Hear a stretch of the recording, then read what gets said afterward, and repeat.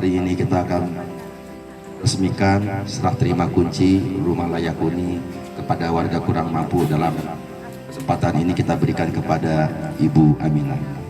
Kami dari jajaran Polres Aceh Utara tentunya dalam hal ini mewakili keluarga besar alumni Akabri 91 yang dimana tepat pada tahun ini 32 tahun mengabdi untuk negeri, yang dimana kegiatan ini merupakan kegiatan bakti kesehatan dan bakti sosial Akabri 91 yang dilaksanakan secara serentak seluruh Indonesia.